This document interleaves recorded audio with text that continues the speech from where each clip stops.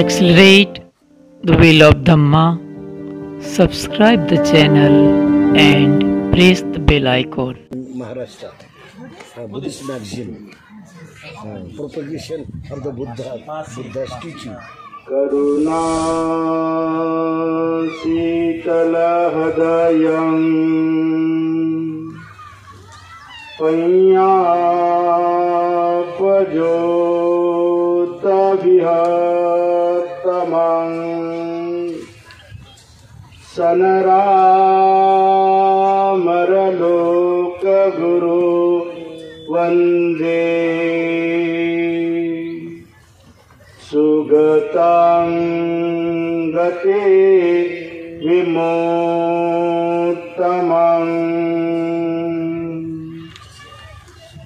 संपूर्ण जगाला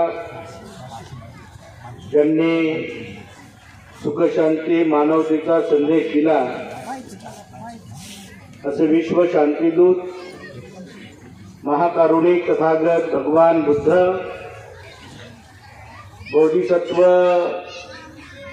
भारत रत्न डॉक्टर बाबासाहेब आंबेडकर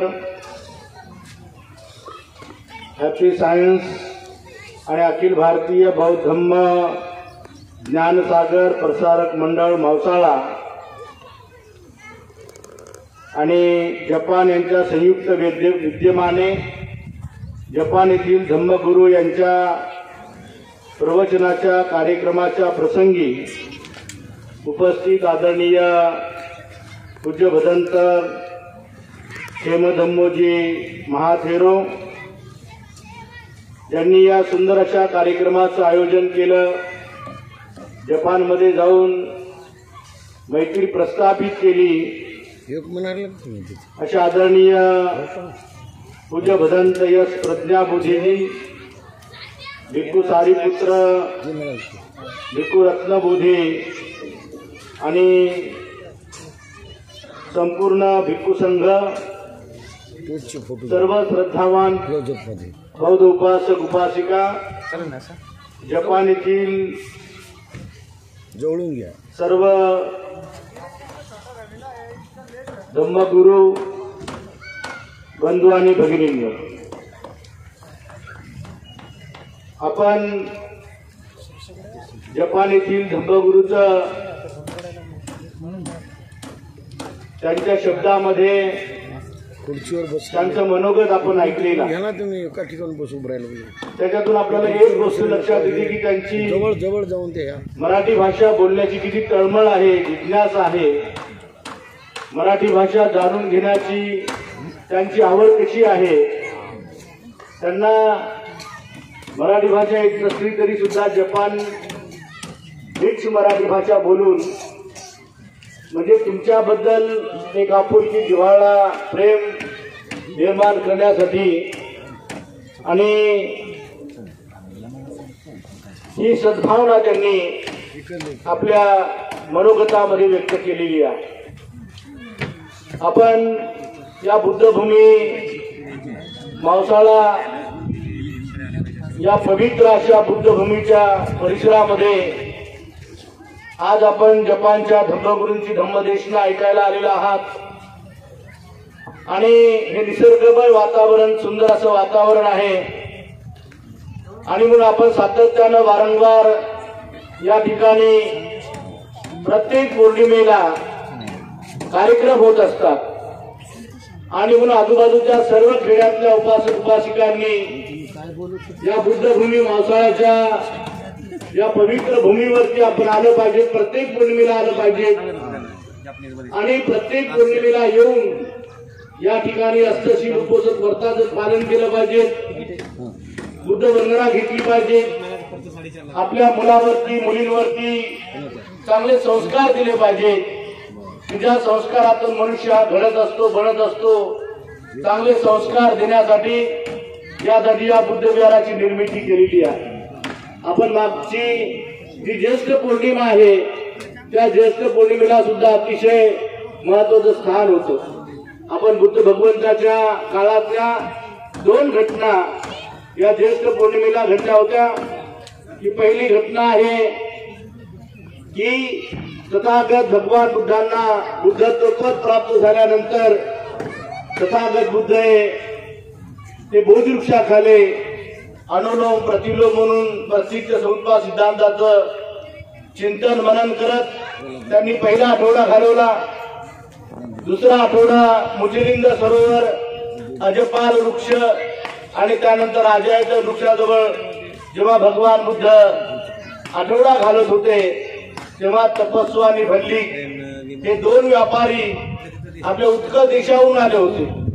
आणि उत्कल देशाहून आल्यानंतर भगवंताला आपण काय दान द्यावं, तर त्यांनी आपल्या सोबत मठ्ठा आणि लाडू असे दोन मठ्ठा आणि लाडू आपल्या सोबत आणलं होतं. तथागत हातामध्ये ग्रहण करत नाही आणि म्हणून त्यांनी शिलामय पात्र हातामध्ये घेतलं आणि तथागतांना मठ्ठा आणि लाडू दान दिला. ही एक घटना ज्येष्ठ पौर्णिमेला घडलेली आहे. आणि त्यांनी तपस्वी आणि भल्लिक हे पहिले दोन उपासक आहेत की बुद्ध आणि धम्म या दोन वचनाचे पहिले उपासक आहेत. तपस्वी आणि भल्लिक तिथे बुद्धाला शरण गेले आणि धम्माला शरण गेलेले आहेत. त्यावेळी संघ अस्तित्वात नव्हता आणि म्हणून अशा प्रकारची एक घटना घडली. आणि त्यांनी त्या तपस्वी आणि भल्लिक आणि तथागतांना विनंती केली, भगवान आम्ही आमच्या देशामध्ये जाणार आहोत, आपली आठवण म्हणून काहीतरी द्या. आणि म्हणून भगवान बुद्धाने आपल्या डोक्यावरती हात फिरवला तर तो दोन केस धातू लोम केस धातू भगवान बुद्धांनी त्यांच्या हातामध्ये दिले आणि त्यांनी आपल्या देशामध्ये ब्रह्मदेशामध्ये ते घेऊन गेले. तपस्वी आणि भल्लिक हे दोन व्यापारी आपल्या ब्रह्मदेशामध्ये गेले आणि तिथे सोन आणि उत्तर नावाचे बौद्ध भिक्षू सम्राट अशोकाच्या काळामध्ये त्यांनी धम्माचा प्रचार प्रसार करण्यासाठी भव्य असा स्तूप उभारलेला आहे. जे सोन्याचा स्तूप उभारून त्या ठिकाणी त्यांनी भव्य दिव्य असा स्तूप उभारलेला आहे. आणि म्हणून ही घटना आपल्या दृष्टिकोनातून जी ज्येष्ठ पौर्णिमेला घडली की हा जो महिना आहे, याच महिन्यामध्ये तथागत भगवान बुद्धांनी सुजातेला भेट दिली होती. त्याचा प्रसंग आपल्या सर्वांना ज्ञात आहे की सुजाता ही आपल्या गवळ्याची मुलगी होती तशी, परंतु तिने एक नवस केला होता की मला माझ्या मनासारखा पती लाभू दे, पुत्र प्राप्त होऊ दे. आणि असं म्हणतात की तिला तिच्या मनासारखा पुत्र प्राप्त झाला आणि मग तिने सोन्याच्या पात्रामध्ये खीर घेतली आणि तथागतांना खीरदान दिली. आणि ती खीरदान दिलेली सुजाता बुद्ध धम्माची उपासिका दीक्षा दिली. तो दिवस होता ज्येष्ठ पौर्णिमेचा. आणि सम्राट अशोकाच्या जीवनातली तिसरी घटना घडलेली आहे की सम्राट अशोकांचा पुत्र महेंद्र आणि संघमित्रा हे दोघेही बहीण भाऊ यांना धम्माची दीक्षा दिली आणि ते संपूर्ण श्रीलंका देशामध्ये गेले आणि संपूर्ण श्रीलंका देश बौद्धमय बनवलेला आहे. अशा पद्धतीने विदेशामध्ये बुद्ध धम्म म्हणजे श्रीलंकेला गेला, थायलंडला गेला, नंतर जपानला गेला, नंतर ब्रह्माला गेला, व्हिएतनाम, मलेशिया, इटाली अशा विविध देशामध्ये सम्राट अशोकाने जो बुद्ध धम्म पसरला त्याचं हे एक आज जपानचं हे फलित आपण आज महाराष्ट्रामध्ये पाहतो आहे. आणि मग अशा पद्धतीचं आपल्या जीवनामध्ये आपण सदैव उपोषणाच्या दिवशी या मावसाळ्याच्या परिसरामध्ये पौर्णिमा साजरी करण्यासाठी येत राहावं. पुढे आषाढ पौर्णिमा आहे. तो आषाढ पौर्णिमेचा उत्सव सुद्धा याही पेक्षा मोठ्या प्रमाणामध्ये या मावसाळ्याच्या भूमीमध्ये उपासक उपासिकांनी येत राहावं, सदैव दान धर्म करत राहावं आणि ही भूमी कशी चांगल्या प्रकारे डेव्हलपमेंट होत राहील अशी एक सद्भावना या निमित्त आपण करूया. आणि आजच्या या जपान येथील या ठिकाणी जपान येथील जे धम्मगुरू आलेले आहेत त्यांचं अखिल भारतीय भिक्खू संघाच्या वतीनं आणि मावसाळ्याच्या संपूर्ण आपल्या उपासक उपासिकांच्या वतीनं आपण हार्दिक अभिनंदन करूया, त्यांचं स्वागत करूया. ओके. साधू